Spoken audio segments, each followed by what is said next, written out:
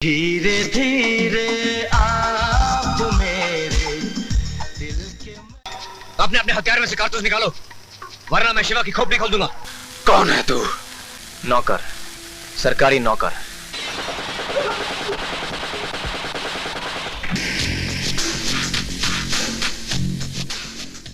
यूं तो आमिर खान अपने करियर में बहुत ही अलग तरह की और काफ़ी सेलेक्टिव फिल्में करने के लिए जाने जाते हैं और उनकी फिल्मों में ये बदलाव हमें खासकर से सन 2000 के बाद उनकी फिल्म लगान के आगे की सारी फिल्मों में देखने के लिए मिला। लेकिन एक समय ऐसा भी था जब आमिर खान ने अपने करियर के स्टार्टिंग में ऐसी बहुत सारी उल जलूल फिल्में साइन कर ली थीं। 1988 में आई फिल्म कयामत से कयामत तक के बाद आमिर खान बिल्कुल रातों रात सुपरस्टार बन गए थे और इसके बाद तो आमिर खान के सामने फिल्मों की लाइन लग गई थी और आमिर खान भी उस समय नए थे। इस वजह से इन फिल्मों की स्टोरी के ऊपर ध्यान दिए बिना ही वो ये फिल्में लाइन से साइन करते गए।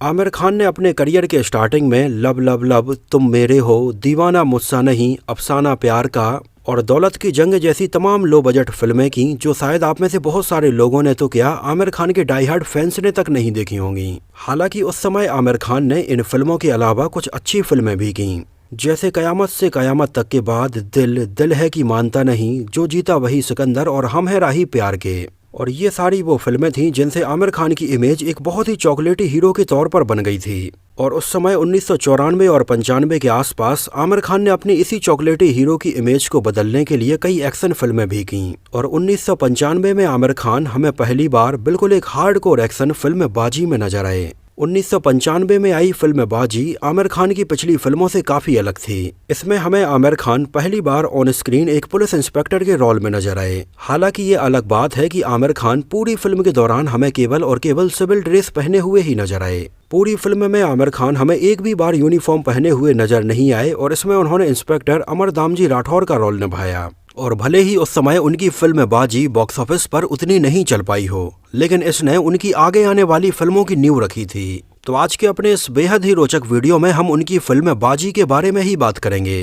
कैसे आमिर खान उस समय भी अपनी फिल्मों में बिल्कुल परफेक्शन के लिए जाने जाते थे, यहाँ तक कि उन्हें फिल्म बाजी में एक लेडी वाला रोल निभाना था और इसके लिए उन्होंने अपनी पूरी बॉडी को वैक्स करवा लिया था। और यहाँ पर आप उनके लेडी वाले लुक में हाथ और पैरों के बाल देखेंगे तो ये बिल्कुल भी नजर नहीं आते हैं। बाजी सिनेमा घरों में रिलीज हुई थी 14 अप्रैल सन 1995 को और सेम इसी दिन एक मल्टी स्टारर फिल्म मैदान जंग भी रिलीज हुई थी, जिसमें धर्मेंद्र, मनोज कुमार, अक्षय कुमार और करिश्मा कपूर जैसे एक्टर्स नजर आए थे। हालांकि उस समय रिलीज हुई ये दोनों ही फिल्में बॉक्स ऑफिस पर एवरेज रही थीं। बाजी में हमें नजर आए थे आमिर खान, ममता कुलकर्णी, परेश रावल, आशीष विद्यार्थी, मुकेश ऋषि, अवतार गिल और मुश्ताक खान। इसकी कहानी और डायलॉग्स लिखे थे आशुतोष गोवारीकर और नीरज बोरा ने और फिल्म का डायरेक्शन किया था आशुतोष गोवारीकर ने।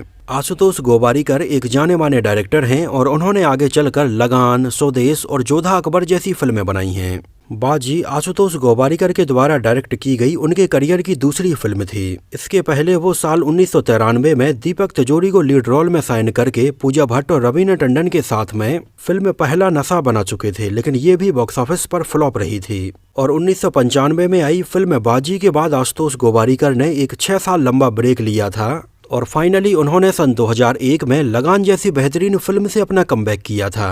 फिल्म के प्रोड्यूसर थे सलीम अख्तर, जिनके बैनर तले उस समय बॉलीवुड की बहुत सारी हार्डकोर एक्शन फिल्में बन रही थीं और सलीम अख्तर के द्वारा प्रोड्यूस की गई इन एक्शन फिल्मों से उस समय ऑडियंस भी अपने आप को काफी अच्छे से कनेक्ट कर पाती थी। उनकी इन फिल्मों में लोहा, बंटवारा, जिगर, फूल और अंगार और आदमी जैसी फिल्में शामिल हैं। बाजी का म्यूजिक कंपोज किया था अनु मलिक ने और बैकग्राउंड म्यूजिक दिया था आदेश श्रीवास्तव ने और उस समय इसका म्यूजिक एल्बम काफी पॉपुलर हुआ था। फिल्म बाजी का एक गाना धीरे धीरे आप मेरे दिल के मेहमा बन गए उस समय के टॉप सॉन्ग्स की काउंटडाउन लिस्ट में भी शामिल था। इसके अलावा फिल्म के और बाकी गाने भी अच्छे थे। ये गाने थे जाने मुझे क्या हुआ, ना जाने क्या हो गया, डोले डोले दिल डोले, धड़कता है मेरा दिल और मैंने कहा।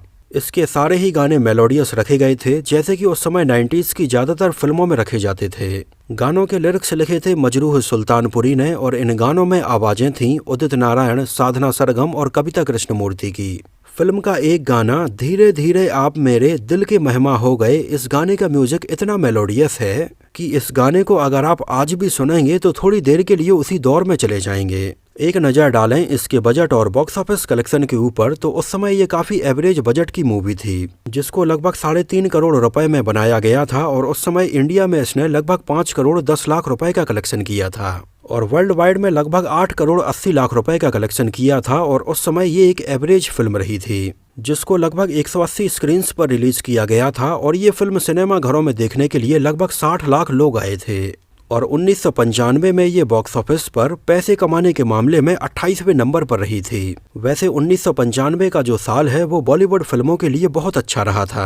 इस साल की अगर टॉप 5 फिल्मों की बात करें तो पहले नंबर पर थी दिलवाले दुल्हनिया ले जाएंगे, दूसरे नंबर पर थी करण अर्जुन, तीसरे नंबर पर थी राजा, चौथे नंबर पर थी रंगीला और 5वें नंबर पर थी बरसात। फिल्म बाजी को IMDb पर 6.4 आउट ऑफ 10 रेटिंग मिली हुई है। आशुतोष गोवारिकर आमिर खान के बहुत अच्छे दोस्त थे और उन्होंने पहले बतौर डायरेक्टर के तौर पर नहीं बल्कि बतौर एक्टर के तौर पर अपने करियर की शुरुआत की और सबसे पहले आशुतोष गोवारिकर आमिर खान के साथ में फिल्म होली में एक्टिंग करते हुए नजर आए। इसके बाद वो हमें फिल्म नाम, सलीम लंगड़े पर मत रो, शाहरुख खान के साथ में टीवी सीरियल सर्कस में, चमत्कार, जानम और कभी हाँ कभी ना जैसी फिल्मों में एक्टिंग करते हुए नजर आए और 1993 में उन्होंने अपने करियर की पहली फिल्म पहला नशा डायरेक्ट की, जो बॉक्स ऑफिस पर बुरी तरह से फ्लॉप रही। इसके बाद उन्होंने अपने दोस्त आमिर खान को अपने करियर की दूसरी फिल्म बाजी के लिए अप्रोच किया और जब इस एक्शन फिल्म की कहानी उन्होंने आमिर खान को सुनाई तो आमिर खान को लगा कि ये एक्शन फिल्म उनकी शायद रोमांटिक इमेज को बदल देगी। हालांकि आमिर खान को ये पता था कि फिल्म का बजट उतना ज्यादा नहीं है, लेकिन फिर भी वो इसमें काम करने के लिए तैयार हो गए थे और आमिर खान के साथ में इसमें लीड एक्ट्रेस के तौर पर ममता कुलकर्णी को लिया गया और फिल्म की शूटिंग शुरू हो गई।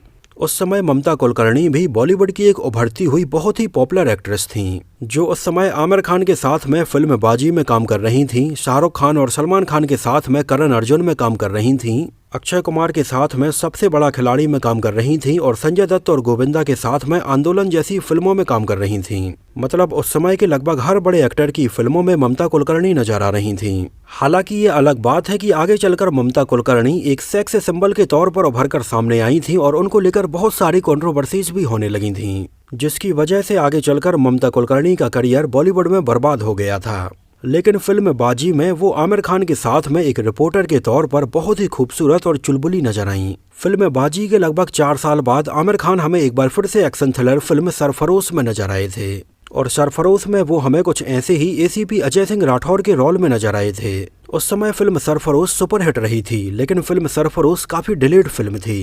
एक्चुअली उस समय फिल्म सरफरोश के डायरेक्टर जॉन मैथ्यू ने इसके ऊपर साल 1992 और 93 से ही काम करना शुरू कर दिया था और जब उन्होंने आमिर खान को फिल्म बाजी में ये पुलिस इंस्पेक्टर वाला रोल निभाते हुए देखा तो उसी समय उन्होंने ये डिसाइड कर लिया कि अपनी फिल्म सरफरोश में भी वो लीड एक्टर के तौर पर आमिर खान को ही साइन करेंगे। फिल्म बाजी और सरफरोश में अगर आप आमिर खान के लुक को देखेंगे तो ये भी हमें काफी हद तक मिलता जुलता ही नजर आता है। फिल्म बाजी में आमिर खान का एक एंट्री सीन था जहाँ पर वो लाइट ब्लू कलर की शर्ट और ब्लू डेनिम पहने हुए नजर आते हैं। इस सीन में आमिर खान चश्मा लगाए हुए बहुत ही स्टाइलिश नजर आए थे।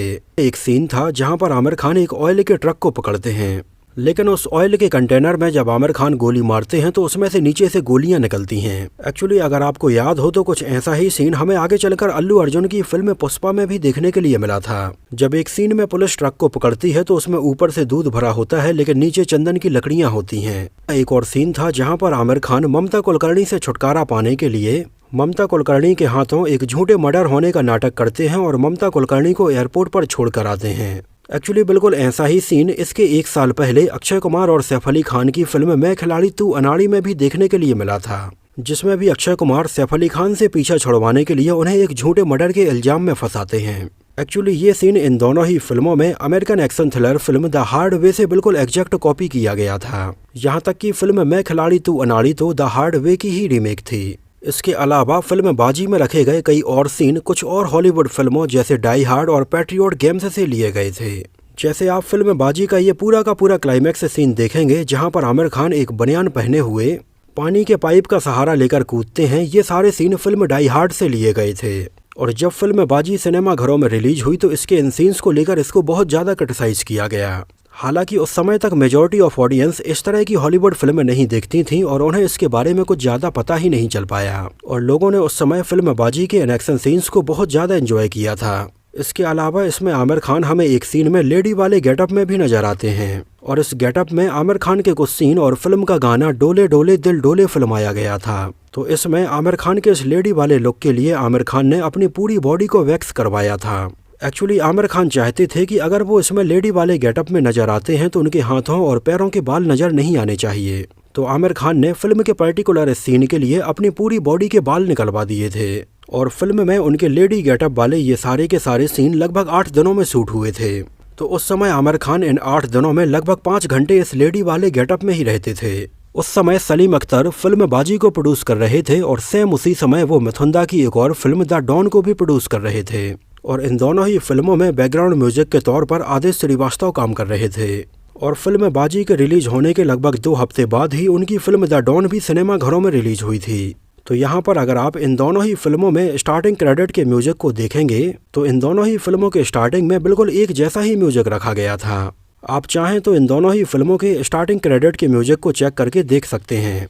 इसके अलावा इसमें हमें कुनिका भी एक विलन के तौर पर नजर आई थीं। एक्चुअली पहले उनकी जगह पर इस रोल के लिए नवनीत निशान को साइन किया गया था, जिनको आप फिल्म बाजी के मेकिंग के एक वीडियो के दौरान भी देख सकते हैं, जहां पर वो आमिर खान के साथ में हमें नजर आती हैं। ये वीडियो YouTube पर अवेलेबल है, आप उसको देख सकते हैं। लेकिन आगे चलकर नवनीत निशान को कुनिका से रिप्लेस कर दिया गया था। फिल्म का बहुत ही पॉपुलर गाना धीरे धीरे आप मेरे दिल के मेहमा हो गए, ये गाना एक्चुअली मेहंदी हसन की गजल रफ्ता रफ्ता आप मेरी हस्ती का सामान हो गए से लिया गया है। एक्चुअली इस गाने का म्यूजिक भी अनु मलिक ने ही कंपोज किया है और उस समय अनु मलिक के ज्यादातर गानों की धुनें कहीं न कहीं से कॉपीड ही होती थीं। जैसे फिल्म का एक और गाना था जाने मुझे क्या हुआ, इस गाने के स्टार्टिंग का म्यूजिक भी बीथोवेन्स 4 एल्स के म्यूजिक से लिया गया है। इस गाने की लिंक मैं यहाँ पर डिस्क्रिप्शन में दे दूंगा, तो आप चेक करके देख सकते हैं। फिल्म बाजी के बहुत सारे सीन्स अगर आप ध्यान से देखेंगे तो इनमें सिनेमेटोग्राफी हमें साउथ की फिल्मों के जैसी नजर आती है।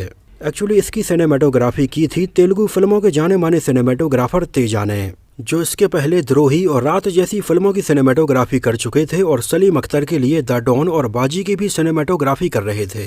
इसमें एक और गौर करने वाली बात ये थी कि मुकेश ऋषि इसमें हमें विलेन के तौर पर नजर आए थे, लेकिन आगे चलकर वो एक बार फिर से हमें आमिर खान के साथ में फिल्म सरफरोश में नजर आए और इसमें उन्होंने पॉजिटिव रोल निभाया था। इसके अलावा आशीष विद्यार्थी के साथ में आमिर खान की ये अभी तक की पहली और आखिरी फिल्म है। इसमें परेश रावल हमें एक करप्ट पॉलिटिशियन बने हुए नजर आए थे और इसमें वो हमें थोड़ी बहुत कॉमेडी करते हुए भी नजर आते हैं। एक्चुअली इसके लगभग 1 साल पहले ही परेश रावल आमिर खान के साथ में फिल्म अंदाज अपना अपना में हमें कॉमेडी करते हुए नजर आए थे। उस समय फिल्म की मेकिंग के दौरान कुछ ऐसी खबरें भी सामने आई थी कि आमिर खान और ममता कुलकर्णी एक दूसरे के साथ रिलेशन में हैं। एक्चुअली इसमें आमिर खान और ममता कुलकर्णी के बीच में एक काफी हॉट सीन रखा गया था, जिस सीन में आमिर खान को एक गोली लगती है और ममता कुलकर्णी उनकी गोली निकालती हैं और बाद में एक बर्फ को उनके पूरे शरीर पर घुमाती हैं। उस समय फिल्म में रखा गया ये सीन काफी हॉट था, शायद इसी वजह से इन दोनों के अफेयर की ये खबरें सामने आई थीं। लेकिन उस समय आई ये सारी खबरें गलत थीं, इन दोनों के बीच में ऐसा कुछ भी नहीं था। आगे चलकर एक अवार्ड शो के दौरान आशुतोष गोवारिकर और साजिद खान के बीच में भी थोड़ी बहस सामने आई थी।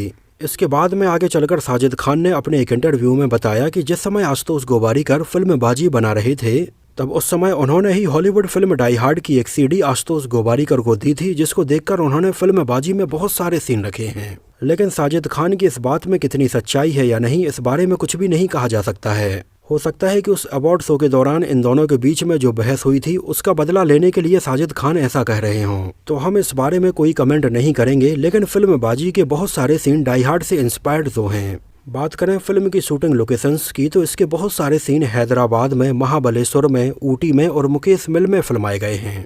इसके अलावा फिल्म का एक सीन था जहाँ पर असरानी आमिर खान से पहली बार मिलते हैं। तो यहाँ पर असरानी आमिर खान को एक फ़ोटो दिखाते हैं और बोलते हैं कि वो उनके नाना जी हैं जो अंग्रेज़ों के ज़माने के जेलर हैं। लेकिन एक्चुअली इस फोटो में खुद असरानी ही थे जिन्होंने फिल्म शोले में ये किरदार निभाया था। तो दोस्तों, ये तो बात हुई फिल्म बाजी से जुड़े बहुत सारे अननोन फैक्ट्स के बारे में। अगर मैं अपनी बात बताऊं तो मुझे तो फिल्म बाजी बहुत ज़्यादा पसंद आई थी। आप लोगों को ये फिल्म कैसी लगी थी? और अगर आप में से किसी ने इसको उस समय सिनेमा घर में देखा हो तो हमें सिनेमा घर का नाम और शहर का नाम भी जरूर बताना।